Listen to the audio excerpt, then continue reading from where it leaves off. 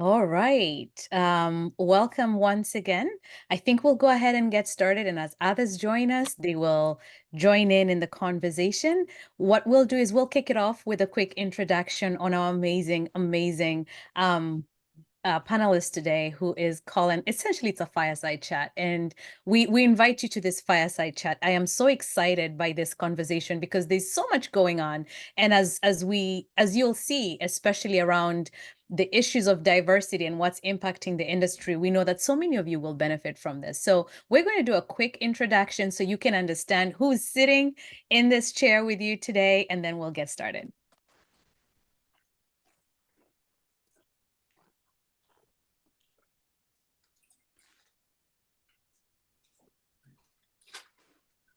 Colin North Cheadle is a seasoned human resources leader and executive coach with over 25 years of experience, including work with Fortune 500, private global marketing, technology, national manufacturing, and startup corporations and governmental agencies.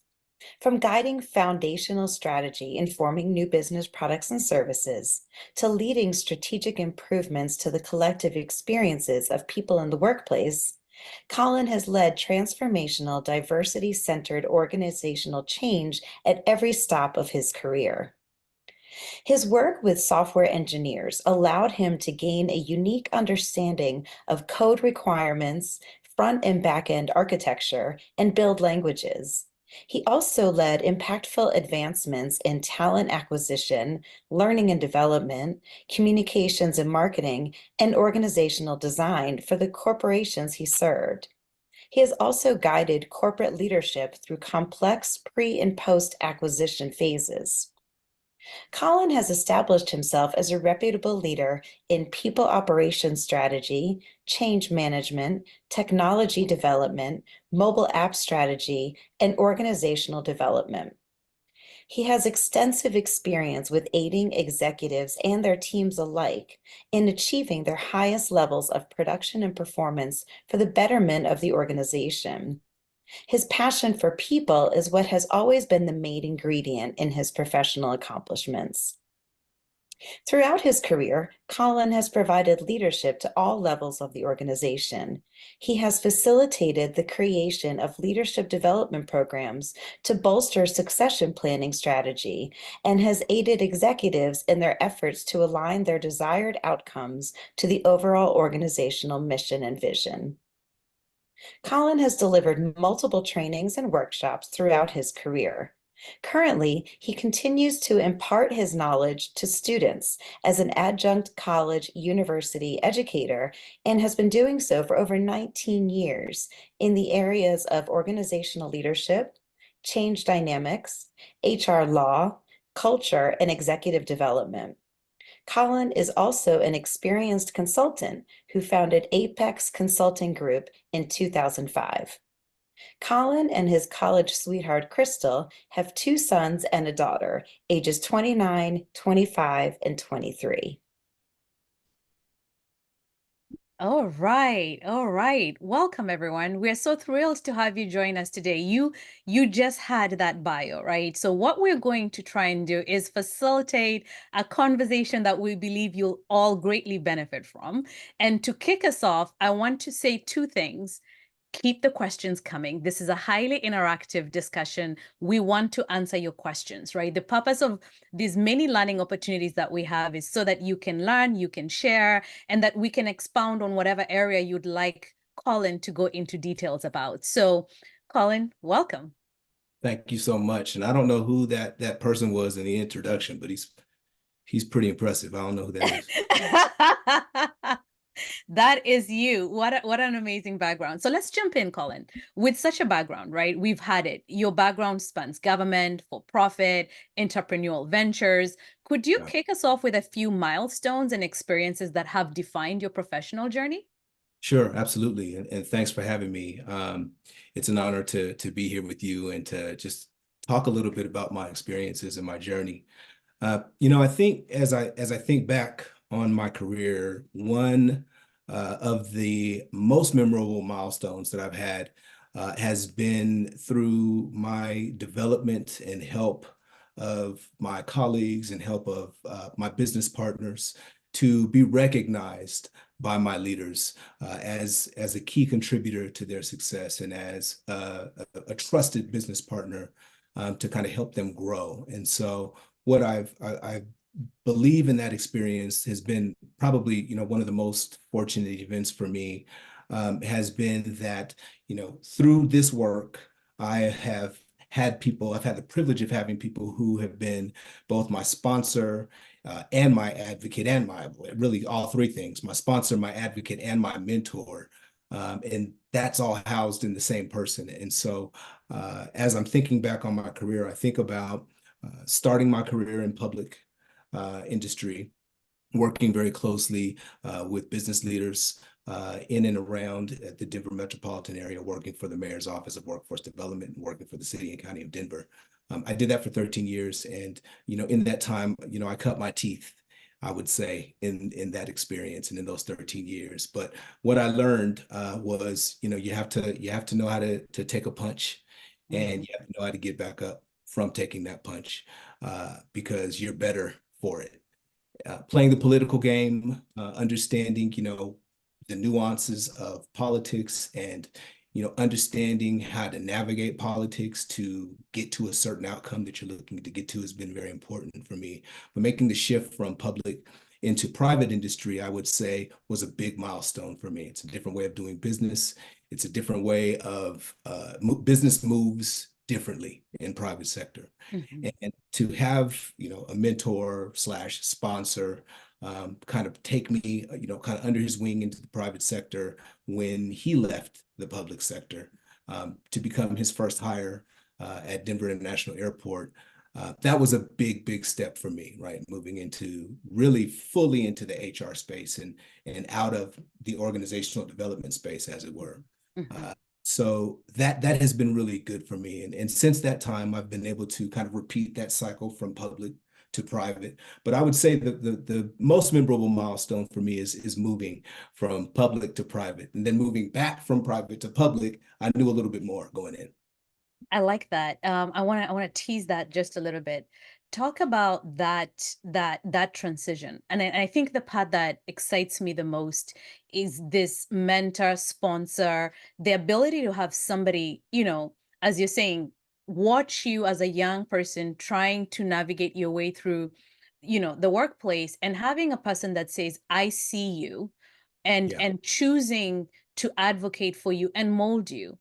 Yes. Can you talk Yeah. about that milestone for us and what that meant? Because I can imagine the trepidation of going, what do I know about that industry, right? Absolutely. Yeah. Absolutely. It's good to have the person to kind of be your guide as you move into that world. And I'll say this, and this is why, you can never take a broad brush to, any one group of people or to any one group of ideology or anything like that, because that person who has been one of the most pivotal people in my career did not look like me, did not come from the same place that I've come from, was part of the elite, right, in the organization, and saw something in me that was special and wanted me to be with him throughout that process. And so, having the mentorship, having the leadership, building that trust, and having someone who sees in you maybe sometimes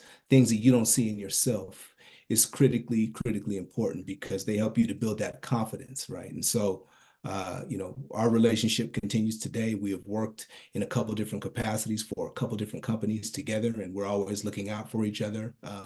If I go to a new organization and I see that there's a seat, we talk about it. We may bring him in to interview and vice versa. So we've always laughed and joked over the years about ultimately working for one another one day. I like that. That really leads us to a really good part of our conversation, which is about leadership and inclusive workspaces, right? Because when we talk about leadership and inclusivity, it encompasses everybody, right? And so here is a leader who sees you and understands your value and can bring you along that journey. So let's talk about your experiences in that space, right? We've heard your bio. You are a leader with extensive background in guiding foundational strategy, but especially in DEI focused environments, right? So how has that approach really changed the lens in which, or how, maybe change, not change is not the right word, but how you view your work in creating inclusive and equitable spaces? Yeah, thanks for that. And, I think at times, we might be guilty of overcomplicating the work that needs to be done. But when we're talking about inclusivity, we're really talking about, making sure that everyone who has a stake in the success of an initiative or, of a movement is involved, and not only sitting at the table involved that way or being invited into the room, but having a voice and having that voice be equally valued amongst every other voice that's in the room. And so, when I think about inclusive organizations and leadership and what that looks like, it's important that, when we build things, we build with the end in mind, right? And we never lose sight of why we're building, right? And what is important in that process. We never lose sight of that. Sometimes we can. Sometimes, believe it or not, when we're talking about people, we lose the people in people operations. We lose the people, and it becomes all about the thing. It becomes all about, hitting that mark or making that goal. But when we lose the actual people who this is impacting or who have a part in this work, that's when we start to lose our way, right? And so, and I think, when you talk about leaders in this work and what leadership means in this work, you can't have someone who's leading the work that does not have a DE&I, and belonging mindset. You can't have that. And that seems like a very simple step not to miss, but you'd be so surprised, right, at how many organizations miss that part, having a DE&I focused leader at the helm. Let's dive in. So we Please. all know what happened. We had this pivotal moment in our nation, the George Floyd. I'm just going to go back to that. I don't want us to go so far back, right? Because we could be here for 10 years. But let's Mhm. just go back to George Floyd, because we're talking about inclusive workplaces. And we talk about like, in order for you to have an inclusive workplace, you need diversity, and diversity in the broadest form of that word. How do you define diversity? Well, in the broadest and simplest form of that word, right? When you think about diversity, all it means is difference. That's all it means at its very base meaning. When you build that out a little bit more, what diversity means aside from difference is how do you celebrate, right, and amplify the differences that exist between us in a way that helps us all move forward. So when we're talking about diversity, that's really what we mean. So it's the diversity and the difference in ethnic background. It's the diversity and the difference in professional background. It's the diversity and difference in thought, right? And so when we talk about thought leadership and we have everybody in the same room saying the same things the same way, there's no diversity there, right? And this could be a group of people who all look different, but have the same mindset. So what you have to be is deliberate about who you make sure you involve in that work. And again, just like you have to have a DEI-minded leader, you also have to have DEI-minded people who are engaged in that process and doing that work together. When you think about, the term woke, right? And, we've heard it, right? We've probably heard it ad nauseum. Yeah. But wokeness can also be weaponized in the workplace. And, we have to understand that just because you're woke or just because you're not racist doesn't mean that you are helping the cause, right? So there's a difference between being non-racist and anti-racist, right? And the difference between those two is really when you think about anti-racism, it's about recognizing and acknowledging those things that are wrong, those things in a system that are skewed to benefit only one group of people. And then actively doing something about it in the work that you do. That's really what we're talking about when we're talking about being DEI minded. So you can't be DEI minded, but also not racist. You have to be DEI minded and anti-racist. Wow, I like this. Let me dig a little bit deeper. So here we are in the wake of George Floyd, and every company that you can imagine, especially in the United States, really started moving forward in terms of their diversity, equity, and inclusion initiatives, right? Here we are in 2024, not too far along, and there's all kind the narrative is that DEI is not working. We are watching a lot of companies perhaps regress back to what was the status quo before that. We're looking at a lot of opportunities. The chief diversity officer role is in jeopardy now, right? If you all you have to do is just do your research, and our audience, I'm sure, are very familiar with what I'm talking about. And at the heart of that is what I call the lack of true inclusion, right? So everybody assumed that you could bring people in exactly how you've defined diversity, right? You could bring all these people in a room and magic would happen. We would all get along, organizations would work better. There are enough studies to show that, diversity is an imperative for success. Why is it not working? What is happening to the inclusion part? Because we do the AIMPAR survey. I think we talked about that. And we noticed that a lot of people of color will come into an industry, but they won't stay. Retention is an issue. You know what that tells us? Inclusion is an issue. Can you talk to us about inclusion and why there seem to have been success with the increase in terms of the hiring of diverse individuals, and the inclusion part is not there. Yeah, yeah. What's happening I there? appreciate it. And I may not have the perfect answer, the perfect prescription to fix that. I might be a millionaire if I had that. But here's what I do know, and here's what I do believe. When I think about the inclusion or lack thereof, and Yeah. in the wake of George Floyd, I was with an organization who, in a very diplomatic fashion, at the highest levels in the global level of the organization, committed over $30 million to correcting some of the wrongs starting in our workplace. And that $30+ million was intended to help seed and fund ERGs and initiatives around building inclusive workplaces and building diversity and equity. And that was, well, the end of that story is that at the time that I was left the organization, none of that money had been spent. And that money was still there. Now, they did put a chief diversity officer in place, and they added a national diversity officer, and they added a North American and a global diversity officer. But what did not happen was supporting those positions. Mhm. So as a reactive measure, they put the people in place and said, hey, they checked the box and said, well, we made these hires. We hired the right people.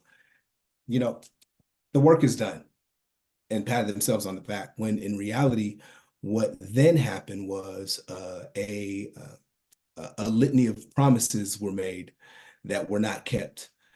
And in regards to how the organization was run, many people of color, and not just people of color, but many people across several intersections, discovered that they were not being supported to the degree that they had been led to expect that they would be supported. And so what happened was, as you might imagine, there was an exodus because people saw something that was quoted and promised in word, but in actuality, the same people, the same leadership that was not DE&I minded was at the helm and controlling the others in the organization, so that we really could not bring the type of effort that needed to be brought forward. And so ultimately the efforts failed. And I know at least one of those chief diversity officers are no longer there as well. So that's an unfortunate, I think that's an unfortunate story that happens oftentimes in organizations where there is a reaction, then there's a quick movement that maybe 30 days or less, right? It's important for 30 days, maybe 60 Mm-hmm. days. And then it fizzles away, right? This kind of thing takes constant nurturing, watering and feeding, making sure that the people that need to be in place are in place, and making sure that those people that are in place are supported and supported in a way that says we're putting our money where our mouth is. We believe in you. We want this to be successful. We want you to have a better experience here. And so we're doing that by making sure that we put the right people in place and support those people so that we can build a different culture.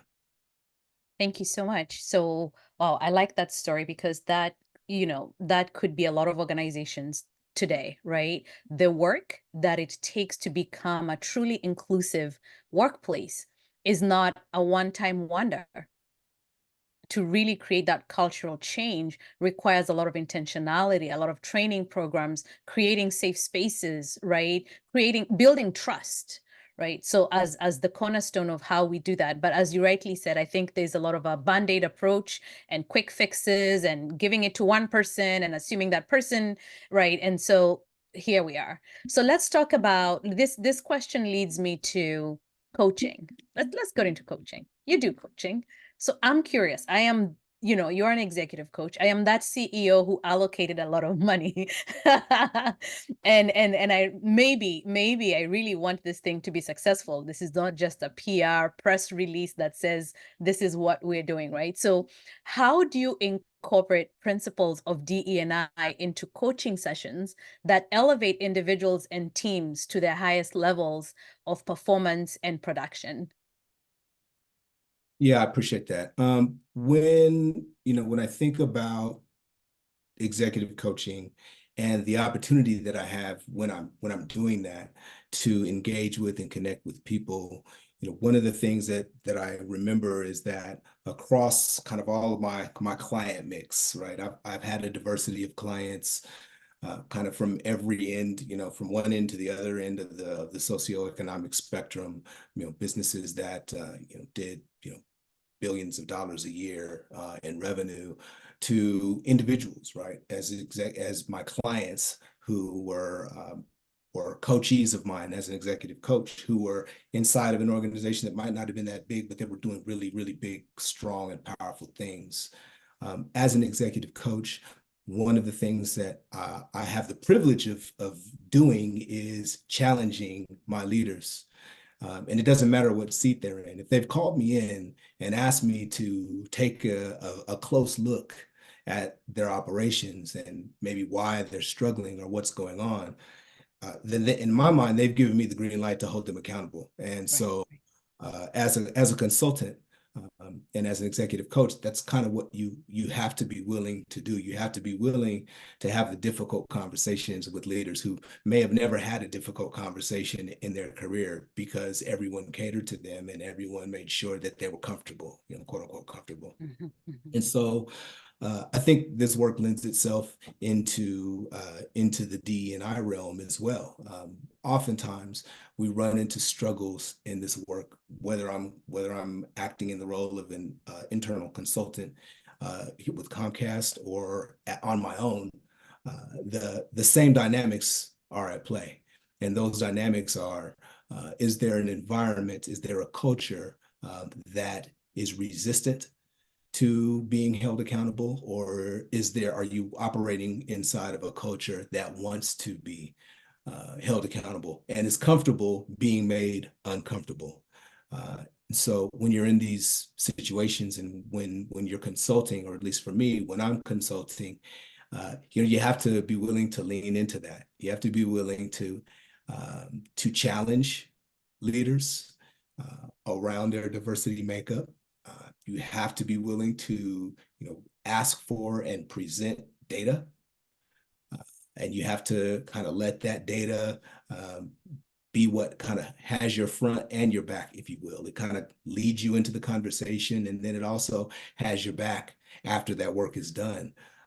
And if the data changes as a result of the relationships that I've formed or the interactions that I've had, then to me that spells a successful consulting endeavor. Fantastic. Everybody joining us, you are in this webinar Beyond Policies. And as you can hear, Colin is really giving us what it takes to transform workplaces, right, for sustainable DEI. I am seeing the chat area is really buzzing, but I want to just remind you, if you have questions, put them in the Q&A section. That is where we'll be reading your questions from. So we're just going to quickly look and see, Nicole. Thank you, Nicole, for your question. Do you think that elimination of DEI in some higher educational institutions is going to have an impact in corporate America? If so, what do you think the impact will be? Thank you, Nicole. I 100% believe that if you remove DE&I from our educational institutions and from the curriculum and from our programs, we are going to see a very, very severe impact, negative impact to the culture. And, we don't have to look much farther than, Claudine Gay at Harvard. I'd be hard pressed to find that this scandal, that was built around her is the same experience that others would have. And so I guess my answer to that question is I believe that the impact would be severe. And we're already starting to see that. We're already starting to see organizations in the business world become a little more shy around their investment in DE&I because of fear, really fear of either facing lawsuits, fear of being outed, as a company that does support DE&I measures, right? When we talk about putting goals and measures around that, there's definitely a movement away from that. And I think that we will continue to see negative impacts to organizations. Thinking also about institutions of higher education and what we know, about schools that are in the quote unquote Ivy Leagues. All we have to do is look back a couple hundred years and look at the history of these institutions, such as Brown University and other schools in the Ivy Leagues who were either funded through slave money, because these were the same schools who wealthy masters sent their schools to be educated in industries like the textile industry that obviously relied on the cotton trade, on the cotton industry and the slave trade. To really remember that, the history of these very same institutions that are erasing and removing DE&I was also a history that was dependent upon slave labor. And so as long as that is the history of many of these higher institutions of higher education, then it tells me that as a country, we have a lot more work to do in that area. Fantastic. Next question is, how might you respond to leaders who think D&I does not belong in the workplace? Well, I ask them why. Quite simply, right? Yes. I think, we often, and I know I'm guilty of making assumptions that I know the reason why. But sometimes when you can get underneath what that reason is, you may find that there is a place of commonality from which you can build and educate so that these leaders that are resistant to it may have a different perspective about it.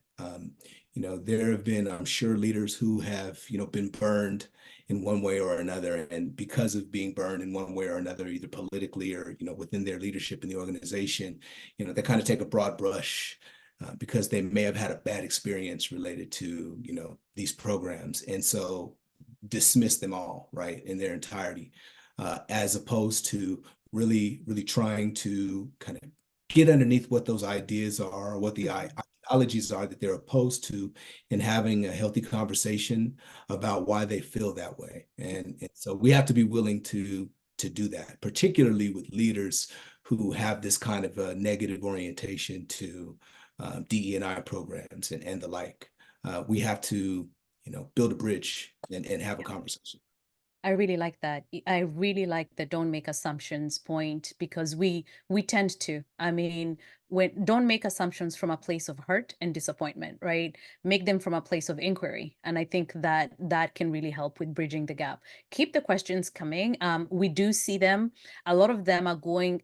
You're going to get answers to some of these questions, but keep them coming. Lillian, Michelle, I see your questions. We're going to get to them. I want to jump to the issue of impact because you talked about assessments. What doesn't get measured doesn't get done. I think we all know that, right? And when you're looking at measuring impact and assessment, could you provide, and this is exciting to me, especially given that you work in talent acquisition, right?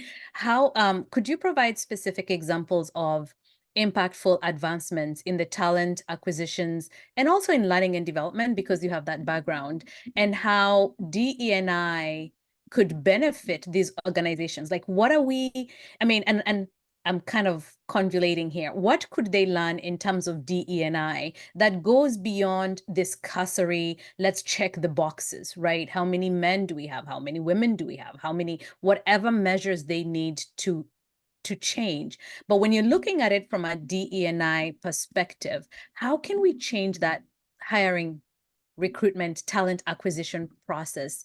And I want to add the technology part, right? Mechanized bias is coming in, like AI is going to be doing that for us. So this is a loaded question. I've given you like 5 questions in one. Take it as you wish, and let's talk through it.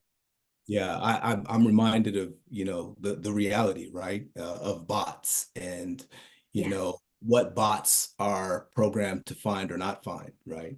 That in and of itself is imperfect because those bots are developed and designed by an engineer who could, in fact, have implicit bias or operate in bias. And so if they're creating this bot with their mindset that's already biased, then guess what? That bot is going to be biased when it's reviewing the applications that are coming in. So, as an example, I believe it was Google or Microsoft, I believe it was Google who several years ago adopted the practice of, blinding resumes. There's kind of no image, no name on a resume as a way to kind of remove the opportunity for bias and zero right in on, the skills and abilities that an individual may or may not have. And while I think, in theory, that practice really works, right? But if you kind of take one step back from there and you look at equity, you think about it in terms of equity and opportunity, there still may be some people, of color or people from a different ethnic background who lose out, right? Because, blinding resumes is just, kind of one example of an advancement that I think has worked. When I think about other advancements that have, enhanced that, again, I just like to say very simply, it's an advancement when you include the unique and diverse perspectives of those people who will be impacted by the work in the planning Right. and in the policy creation and in the development of processes. And when you regularly check in with those people and you regularly make sure that they're supported, you'd be surprised what an impact that can have. And that in and of itself, I call an advancement because not every organization operates in that way. Wow, I like that. I love the questions are really coming in. So let's see. Um, Lillian asks, how do you transition and gain into executive coaching?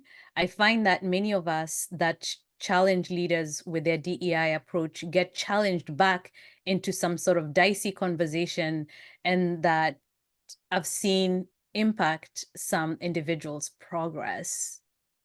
Did I read that correct? Did you understand that? I think I follow. Okay. You know, I think if I'm getting the essence of that statement is, how do you deal with leaders who are not D&I minded and who are more inclined to argue and push back than to accept, right? Yeah, I think that's the premise of that question. Yeah, you're absolutely right. Yeah. And Yeah. I think that one of the ways to do that, again, I think I mentioned this before, is to find the areas of commonality, right? First, right? And build a foundation, of trust. Whether you have the same goal around an outcome, whether you have the same goal around an initiative, um, start there, right? And it's usually easier to then introduce maybe a less comfortable conversation once you have some type of relationship developed. If you just come in hot with, the top 5 diversity challenges and issues, you might encounter somebody who's fragile, and you might encounter somebody who suffers from feeling defensive, right? And doesn't want to lean back in. They put up their dukes and they're ready to fight. And so I think there's a nuance in figuring out how to break down those defenses and how to come into a room and into a conversation, not looking for a fight, but looking to find an area where there can be some commonality. And you may be, if you're in a business, then certainly you have to be able to find at least one thing that you both agree on in terms of business. And because at the end of the day, it's the goals of the business that are going to take the highest priority. So how can we work together to come in line on this one business goal or on this one business perspective, and then introduce data and information that will help them to see maybe where there is inequity, or maybe where there is a history of challenges that benefit one particular group over another, right? And start there, right? And so you can say, don't argue with me, just argue with the data. I really love this. I almost want to recap it. It was so perfect because a lot of times we run into challenges in the workplace when we approach things from a place of personal gain as opposed to the business, right? Like you forget that it's a place of work. I cannot emphasize that enough. What you just said was just genius. Coalesce around common ground. What is the common ground about? It's about work, results. Once you have their attention and trust along the way, you can introduce these other factors. A lot of times in the work that we do and in the conversations that we're hearing, it was about me and my background and this and that's all really good and it matters. But how does that align with the bottom line of the business and what you're trying to do? Because this is a workplace, right? And being able to distinguish that is just a gem. Thank you for that, Colin. That was a gem. Absolutely. No, it's not easy, right? And I'm sorry, Right. I think, probably a lot of us on this call have had that experience, right? Of engaging or trying to engage with the leader who is difficult to engage with, either because there's an arrogance there, or there is an air of privilege there, there's an air of superiority there. There's something that's there, right? That they operate in and that they've been supported and nurtured in. And that can make it difficult, right? But that is where the challenge lies for me when I find that type of leader, whether that's as a consultant or inside of a workplace. The challenge then becomes for me how to better understand why they show up the way they show up. So, listen, I come from a family of intellectuals. My father was a psychologist. My mother was an educator. And so they were very big on telling me without telling me that I had to solve the problem on my own, right? And so, when I came to them to ask them a question, you know, um, it was quite routine to be sent downstairs to the encyclopedias to find the answer and to bring that to them and present it to them, right? And so, whenever we're confronted with challenges like that, particularly personal challenges, challenges in personality, uh, we have to figure out a way to get outside of ourselves and get outside of our emotions and deal with that other person in a way that reflects to them, hey, I understand you and I respect you. Um, you don't have to earn it, but I'm giving it to you. Um, because now what I'm trying to do is to build a bridge and get to a place where we can have a real conversation, and have a meaningful conversation that might offer a different perspective and help them. You're never going to get somebody to see things your way by, mistreating them in the same way you feel they're mistreating you. Yep, perfectly said. Um, Another question that's expanding on the coaching is, do you think it's beneficial for companies that have to have recurring meetings with their teams based around DE&I? And if so, what might these look like Yeah. Do I feel like it's important for companies focused on DE&I to have recurring meetings with with their teams based? teams Yeah, yeah. around that? And if 100%. so, I guess what might that look like? 100%. The Mhm, cadence kind of depends on the size of the organization and the number of groups that need to have these meetings. But I would think at minimum, the company should adopt a once a month meeting cadence, regardless of what that affinity group or that ERG is, right? And to have regular check-ins, right, with the leaders of those affinity groups from the leaders of the organization, right? And so again, like the formula is like you have to start with a DE&I minded leader, right? That's at the top, right?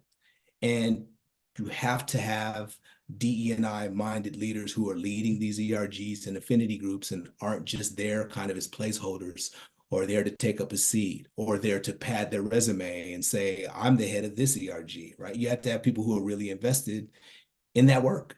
And then mhm, organizationally, you have to have that support, right? That says we're going to meet once a month, in our groups. We're going to have oversight, leadership, governance, and structure around these groups so that these groups can be successful, right? mhm, mhm, mhm.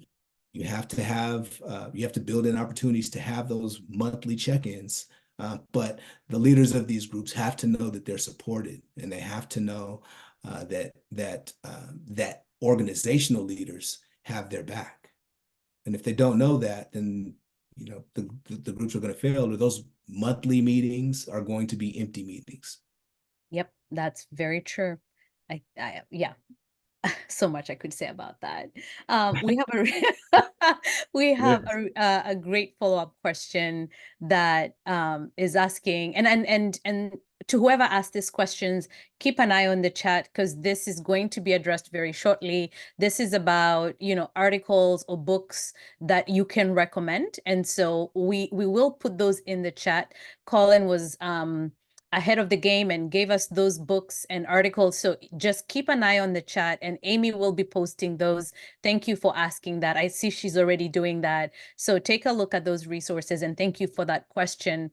And then I have another question from Marco who asks, to not merely check the boxes, do your industry peers embrace, welcome, and solicit your mindset for successful practices to make an impact by sharing with their senior levels of their organization? Am I reading this? Yeah.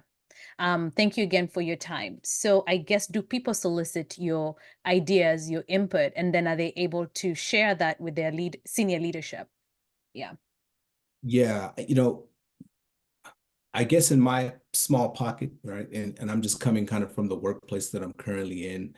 Comcast, NBC Universal, as you know, is a mammoth of an organization. There's a lot of folks there. But what I can say is that the colleagues that I have that are committed to this work are people who seek out my opinion and vice versa. And those who are appointed, and I'm thinking of our partners in Philadelphia and the Impact and Inclusion team, and that the leadership there is strong, and they certainly are adept at keeping those issues that are important uh, Hmm. in front of leaders. And I think that if they were here to speak today, they may also say they've encountered their fair share of challenges. And so what I think I'm conveying is uh, it doesn't matter what level you're engaging in DE&I, you're going to have challenges, and that can't stop you. But you just have to know that's going to be your experience. You're going to be at some point or another confronted by someone who is either overtly or subversively against DE&I practices and DE&I initiatives. And you have to keep pushing. You have to persevere. You have to find that group of people or that person who shares your interests around diversity, who you can trust and who you can, have candid conversations with, and who can hold you accountable and who you can hold accountable, so that you become better. And so that it equips you and kind of gives you that armor to go into, what may often be uncomfortable and stressful and adversarial situations to keep DE&I alive. Thank you. So, how do you stay informed about emerging trends and best practices, and how do you incorporate that knowledge in your day-to-day work, be it in your current role or in your consulting work or in the education space, because you're in all those spaces? Social media. No, I'm kidding. It's you have to be aware, right, of that. I also believe in kind of educating yourself by being kind of staying informed about current events as it relates to that, and not stopping at the information that you might get from the mainstream media, because if you just count on that, you're gonna miss some stuff, right? So Mhm. you have to surround yourself with people, who are like-minded, and you have to surround yourself with people who believe in DE&I. I'll tell you a story about that just kind of comes to mind when I think about how I remain informed, and how you can't just trust what the mainstream media says. Mhm, mhm. The mainstream media tells you what they want you to know, right? But they may not tell you the full picture or the full story. And an example of that I'm thinking of that kind of comes to mind still today is when we were, hearing about our Ukrainian brothers and sisters going through the war and the turmoil that they were going through. But what we didn't hear about was that at the very same time, in Tigray and in and around Ethiopia, there was an entire war being fought where it's estimated that 500,000 people were killed, that many of us never saw on the news, right? And so I think we all have to kind of be our own investigators and dig a little bit deeper, uh, to kind of to understand what that full picture is, because if you don't, you're going to miss some things. Huh. Well said. That's actually a point that's near and dear to my heart, right? Being very intentional about what you feed yourself, and the sources that it's coming from is very, very key. We tend to be a very insular society in America, and so you have to stretch yourself to try and get news that's just not about Washington, D.C. shootings and, Chicago, right? So you really have to be very intentional about what you're seeking, and at least how it impacts you. We need to be more global minded. I think that's the word. Um, we have a question from Paige. We have a few more minutes, so I'm trying to take all your questions, everybody. So we have 6 minutes. If you have questions, keep them coming. We're going to prioritize those because we're here for you. Paige asks, what advice do you have for leaders who are avoiding DEI conversations because they're afraid of offending or misstepping? How can they begin to overcome that fear for the benefit of their teams? That's a good Yeah. question. Fear, Yeah, fear can be the downside of this work, right? absolutely. I think we oftentimes, again, and I think you've heard me say this a few times, but oftentimes we kind of overcomplicate things. And uh, what leaders need to do, what we all really need to do, is say what it is, speak what it is that we're feeling, right? And trust that we'll be okay when we speak it. And so if I'm a leader who has a challenge with a DE&I initiative, or something that I'm faced with doing as a leader, that causes me fear, then I need to say, I'm afraid, and this is why. And I would like to have your help with this. Maybe you can help me so that this fear is not so big, right? Oftentimes, what we have is leaders who charge ahead, don't maybe get the best consult, and kind of go wildly into situations and make them worse because they didn't take the time to be honest and upfront about what their fears were. And in avoiding the very things that needed to be dealt with in that process, they made things worse. Very well said. Very well said. I like this question. This person's reading my mind and they know where we're going. So I'm glad they're doing it for me. How about that? I'm just going to make it theirs. Tell us about the first punch and how you handled it. That first punch. What would you have done differently? And what actions um, did that inspire going forward? Yeah, that's a really good question. Yeah. Um, yeah, well, maybe I can go back to, we'll have a couple and I'll try to be quick. The first one that I'll go back to, and I think my colleagues at Comcast know this because I think I've shared this with them, or at least some of them, goes back to my college days when I attended the University of Northern Colorado, which was in the city in Northern Colorado called Greeley, which was a highly conservative, which sat inside of a very highly conservative county that was rumored at the time to kind of be one of the places where there were the highest concentration of Klan members. So kind of coming in, first day of campus, for our first day on campus, first day of school, I'm walking with a group of friends from Denver up to the university center. And what goes flying by us is a truck with a Confederate flag on it and people hanging out of it, calling us the N-word. So that was my first day of college, and that was my first punch.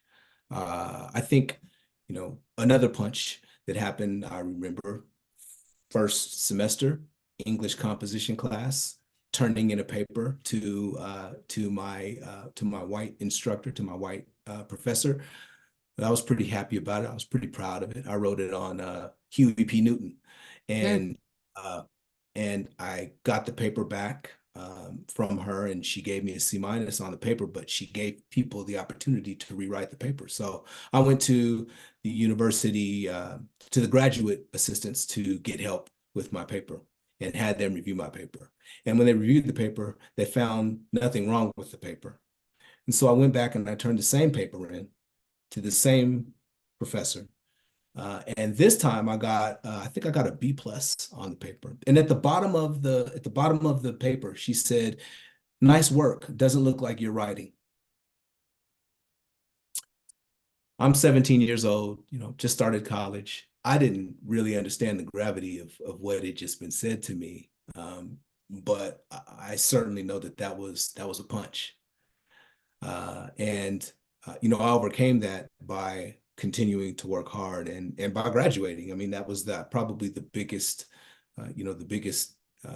way that I could get up off the mat after taking that shot. And then I've just finished with one that happened in the workplace. Back when I was working in the public sector, I spent a month putting together, a detailed summary and analysis on housing and the impacts of poverty, and submitted that to one of the leaders who was looking for someone from our team to do some research on this work. And so when I completed this work, like I said, it took me about a month to do it, but I finished it. It was great. Thought it was wonderful. Gave her the work. She read the work and she came back to me the next day and said, this work is amazing. It's outstanding. I didn't know you could write like this. It's another punch. So those are three that come to mind immediately. I have several, but we'll stop there. Thank you so much. I want to do a quick rapid fire for our audience because this is always a really fun part. Are you ready for this? This is Let's going go. to be super fast. All right. Let's go.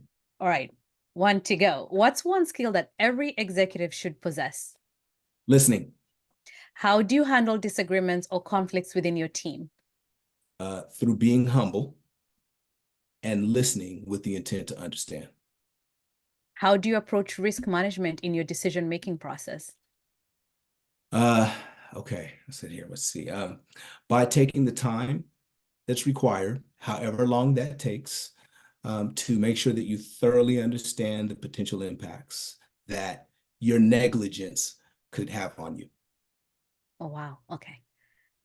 Who's your favorite author and why? That was a hard one to answer. You saw the Yeah, that was really hard. And I was just like, oh wow.